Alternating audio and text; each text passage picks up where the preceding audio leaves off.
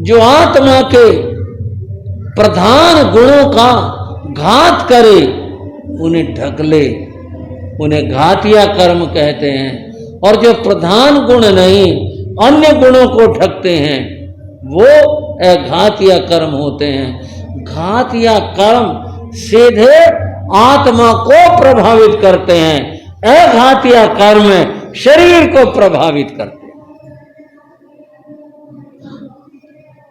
वेदनीय कर्म शरीर को प्रभावित करता है।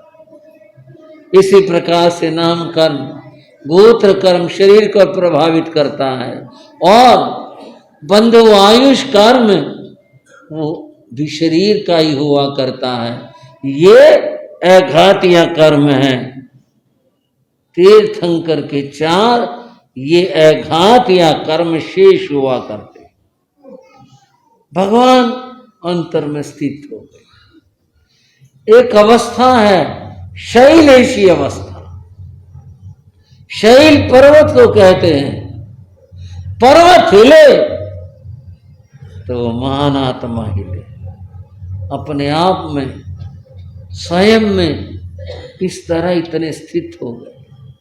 तीर्थंकर प्रभु थे। अंतर में एक प्रक्रिया शुरू हो गई, और जो शेष कर्म बचे थे उनके निर्जरा घोर निर्जरा शुरू हो गई। तत्काल निर्जरा होते जा रही थी और कर्म दल समाप्त होते जा रहे। बंधुओं, आयुष कर्म का अंतिम समय आता है।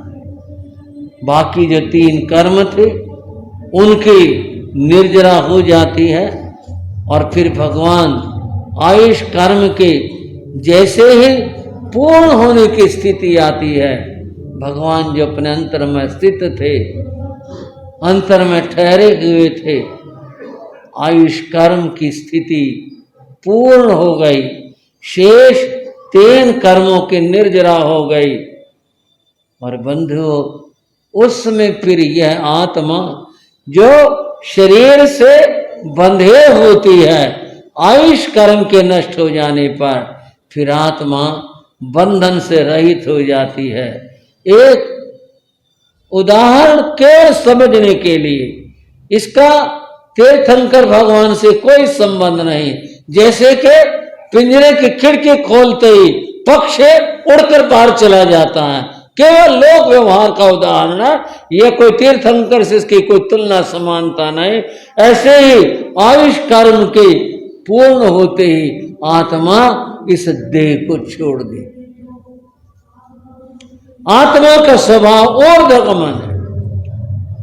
यह नीचे से ऊपर की ओर जाती है। जैसे कि अग्नि का स्वभाव और गमन है, अग्नि नीचे से ऊपर की ओर जाती है। ऐसे ही आत्मा इस देह को छोड़ करके ऊपर जाती है। ऊपर कहाँ जाती है? जिसको मुक्ति और मोक्ष कहते हैं, जो सिद्धि स्थान है, मुक्ति स्थान है, मोक्ष है, सिद्धालय है। इस देह को छोड़कर आत्मा वहां जाकर के स्थित हो जाती है।